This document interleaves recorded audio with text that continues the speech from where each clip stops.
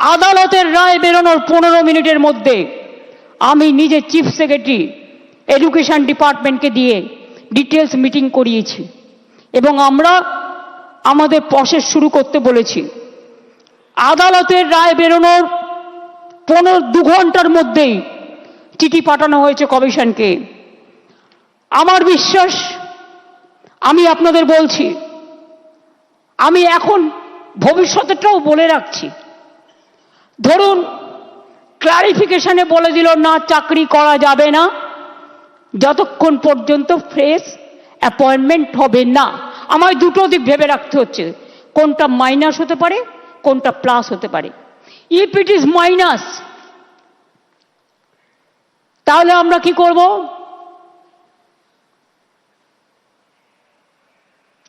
মাইনাসেরটা আমার না বলাই ভালো, আমার মাথায় কিছু আছে।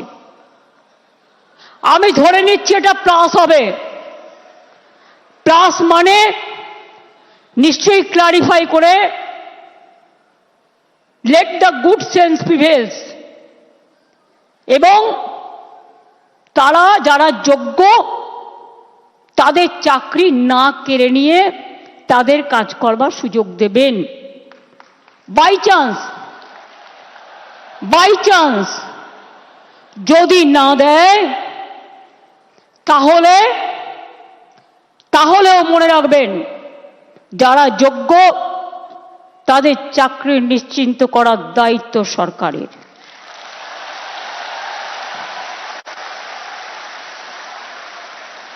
পরিষ্কার বলছি, কোনো রাগঢাক নেই। সুপ্রিম কোর্টের আইন অনুযায়ী করব। কিভাবে করব? যখন কেউ পথ দেখায়, পথের মধ্যেই পথ খুঁজে নেয়। পথে চলতে গেলে গর্ত আসতে পারে, পথে চলতে গেলে কিছু রাস্তা ভাঙা থাকতে পারে, বাট ভাঙা রাস্তা পেরিয়েই মানুষকে এগিয়ে যেতে হয় সফল রাস্তায়। এবং তাই মনে রাখবেন, আমাদের plan A ready, B ready, C ready, D ready and E ready. মনে রাখবেন, এই যোগ্য টিচারদের চাকরি যাতে কোনোভাবে না যায়। যদি বলে তোমাকে 2 মাসে প্রসেস করতে হবে, আপনাদের তো কেউ চাকরি টার্মিনেট করেনি এখনো পর্যন্ত, করেছে কি? কোনো নোটিশ পেয়েছেন? আপনার বিরুদ্ধে দুর্নীতি না যদি প্রমাণ করতে পারে তো কি আপনাকে কেউ যেতে বারণ করেছে? যান না, আপনি আপনার কাজ করুন না। আপনার কাজ কে বারণ করেছে? আপনারা বাচ্চাদের শিক্ষা দেবেন না? আপনারা বাচ্চাদের পড়াবেন না? আপনারা স্কুলগুলোতে ক্লাস করবেন না? হ্যাঁ, তখন যদি সুপ্রিম ভলেন্টারিলি সার্ভিস কিন্তু সবাই দিতে পারে, সেখানে কিন্তু আটকাবার কোনো জায়গা নেই কারো। সেখানে কি করে আপনাদের চলবে? ধরুন ধরে নিলাম ওরা করলো না, বলল না হবে না, তখন আমি কি করব? তখন আমি এডুকেশন ডিপার্টমেন্টকে রিকোয়েস্ট করতে পারি।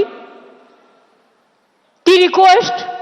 এটা আমরা লিগাল আলোচনা করেই বলছি যে 2 মাস বলেছে তো 3 মাসের মধ্যে প্রসেস কমপ্লিট করতে হবে। যারা চাকরি করছেন, দাঁড়া, আরে ভাই আমি মাইনাসটা তো বলে রাখবো। ধরুন যদি না করে সুপ্রিম কোর্ট, তাহলেও মনে রাখবেন অল্টারনেটিভ যা করার আমরা করব। এবং সেক্ষেত্রে আপনারা যাতে আবার চাকরি ফিরে পান তার ব্যবস্থা প্রসেসের মধ্যে দিয়েই 2 মাসের মধ্যেই কমপ্লিট হবে এবং আপনাদের চাকরি ব্রেক হবে না। কারণ আপনার এক্সপিরিয়েন্স এবং অ্যাডিশনাল কনসেশন আপনারা পাবেন যারা 10 বছর ধরে চাকরি করছেন। এটা মাথায় রাখবেন।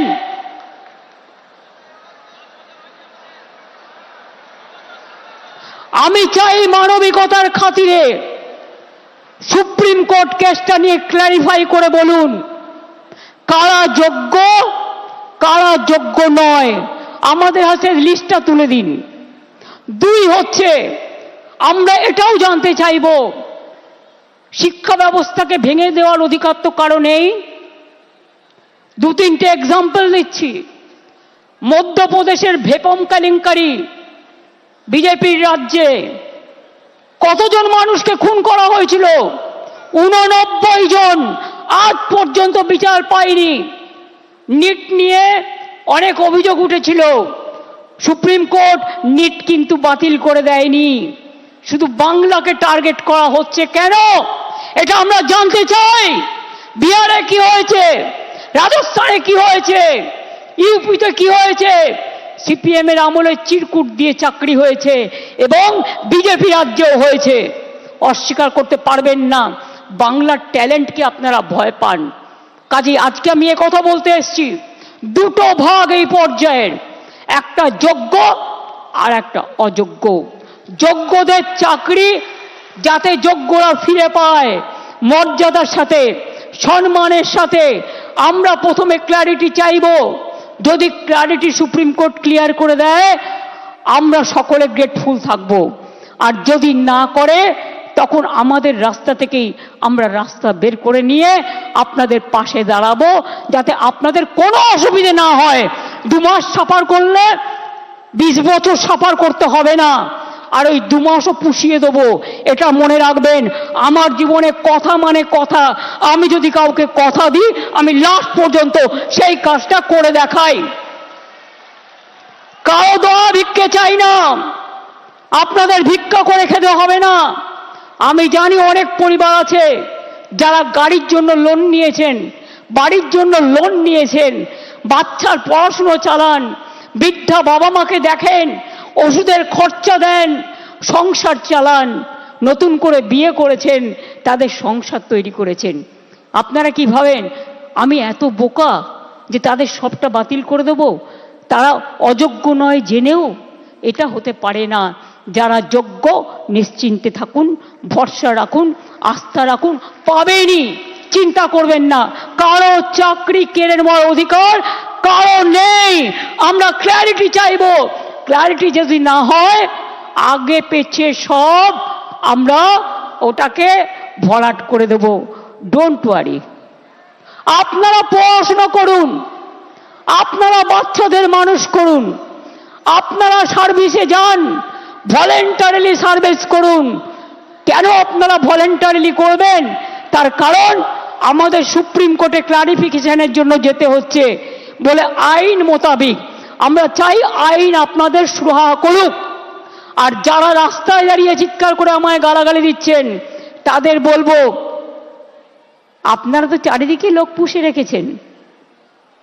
এই রায় তো আপনারা কলকাঠি নাড়েননি তো। মমতা ব্যানার্জিকে খাস্তা করতে গিয়ে মনে রাখবেন টিচারদের চাকরি কেড়ে নেবেন না, ওদের জীবন যৌবন কেড়ে নেবেন না, যোগ্যদের চাকরি কাড়বেন না, যোগ্য প্রার্থীদের অমর্যাদা করবেন না। মমতা ব্যানার্জিকে 1000বার আপনারা মিথ্যে কথা বলতে পারেন, কুৎসা করতে পারেন, চক্রান্ত করতে পারেন। মনে রাখবেন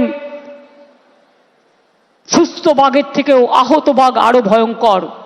এই আঘাত আপনাদের আঘাত নয়, এই আঘাত আমার উপর মানসিকভাবে আঘাত, আমাদের সরকারকে আঘাত করেছে। এই আঘাতের প্রত্যুত্তর আমরা ফিরিয়ে দেব কাজের মধ্যে দিয়ে, সম্মানের মধ্যে দিয়ে, জীবন জীবিকার মধ্যে দিয়ে। চিন্তা করবেন না। আর কেউ কারো উস্কানি সুরে, প্ররোচনা শুনে প্লিজ দয়া করে প্ররোচিত হবেন না।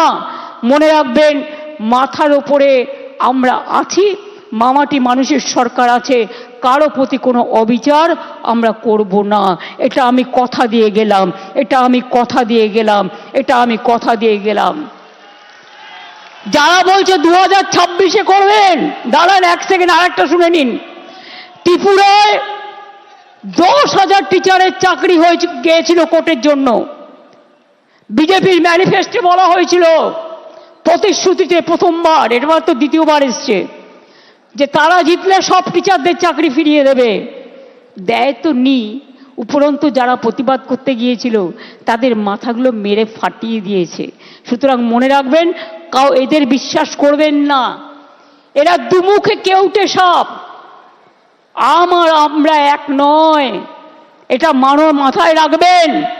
আম গাছে কখনো আমরা ফলে না, আর আমরা গাছে কখনো আম ফলে না, এটা মাথায় রাখবেন। এবং তাই এই কেসটাও আমরা লড়বো, just like a royal Bengal tiger. আর আমি স্টুডেন্টদের বলবো, এই ডিপ্রাইভ টিচার অ্যাসোসিয়েশনের যারা আছে তারাও একটা গ্রুপ করে আমরা যে লয়ারদের দিচ্ছি, তারাও যদি মনে করেন তারা কনসাল্টিং প্রসেসে থাকবেন, তাদের স্যাটিসফ্যাকশনের জন্য আমি এডুকেশন মিনিস্টার এবং সেক্রেটারি এবং চিফ সেক্রেটারি এখানে আছে, তাদের রিকোয়েস্ট করব ওদের থেকেও একটা স্মল গ্রুপ তৈরি করে নাও। আর এদের আপনারা ডিপেন্ড করুন যাতে টাইম টু টাইম সঠিক মেসেজ আপনারা পড়তে পারেন। আমি এইটুকু বলবো, নিশ্চিন্তে থাকুন, ভরসা রাখুন। আগে আমাকে যোগ্যদেরটা ঠিক করতে দিন, আগে আমাকে যোগ্যদেরটা ঠিক করতে দিন, তারপরে আমি অন্য কথা বলবো।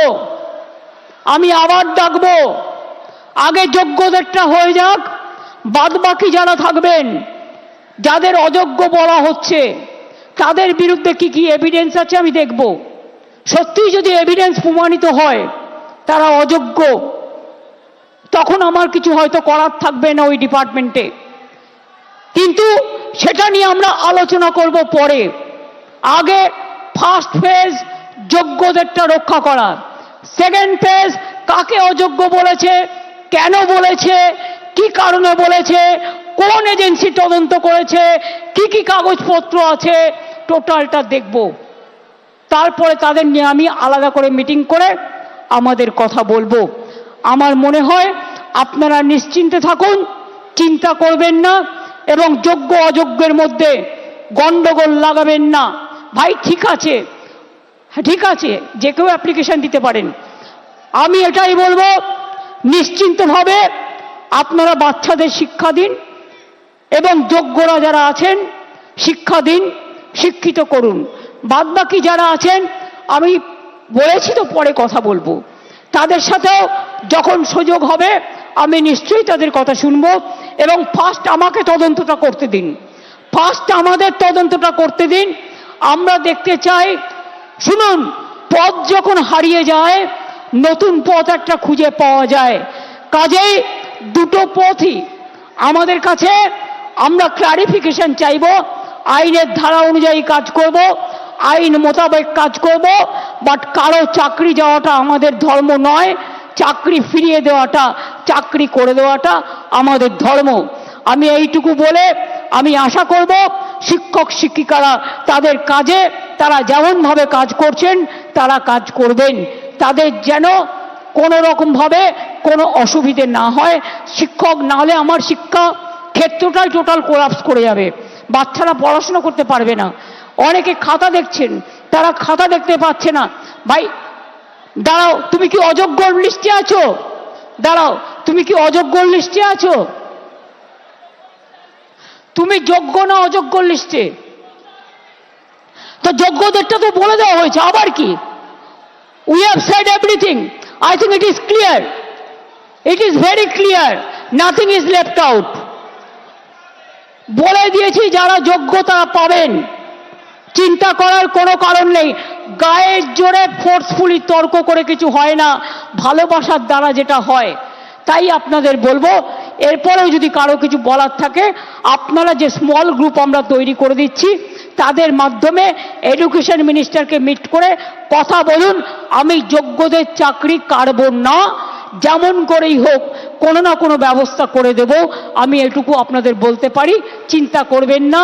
আগে কোর্টে যাব, কোর্টে গিয়ে কোর্টের সিদ্ধান্ত জানবো, কোর্টে ক্লারিফিকেশন নেব, তারপরে কি ব্যাপার, কি ব্যাপার ওটা তো আমি আইনের ব্যাখ্যা বললাম।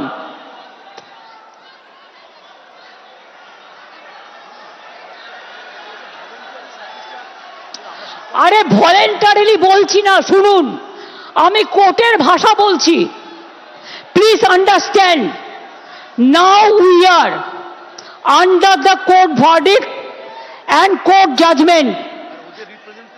আর আপনাদের রিপ্রেজেন্টেশন এখানে আছে। আমি কেন বলছি, কোর্ট আমায় বলতে পারে আমি বাতিল করলাম, তুমি ওদের কেন যেতে বলছো? আমি যেতে বলছি এই কারণে, যে যে কেউ সার্ভিস দিতে পারে ফর হিউম্যানিটি, তাদের সার্ভিস কেউ কাটতে পারে না। সুতরাং কোর্টের আইন মেনেই যোগ্যদের জন্য ওদের পথ দুটো খোলা আছে। মনে রাখবেন, কোর্টের আইনেই দুটো পথ খোলা আছে। সেই পথ খোলা থেকে আমরা আপনাদের ব্যবস্থা করে দেব যাতে কেউ চাকরি না হারান। প্লিজ আন্ডারস্ট্যান্ড, আমাদের কোর্টের অর্ডারও মানতে হবে, কোর্টে ক্লারিফিকেশনও চাইতে হবে, রিভিউ পিটিশনও করতে হবে। সেই জন্য বলছি, যতক্ষণ পর্যন্ত রিভিউ পিটিশনটা ক্লিয়ারেন্স না হচ্ছে আপনারা আপনাদের কাজ তো করতে পারেন। কে বাধা দিয়েছে? আপনাদের তো গভর্নমেন্ট থেকে টার্মিনেট লেটার দেয়নি। So why you are asking me? Don't repeat this question না, এটা আপনার মাইনাস হতে পারে। বুদ্ধি খরচ করুন, বুদ্ধিমানেরা বুদ্ধি খরচ করে, বুদ্ধি খরচ করে কাজ করুন।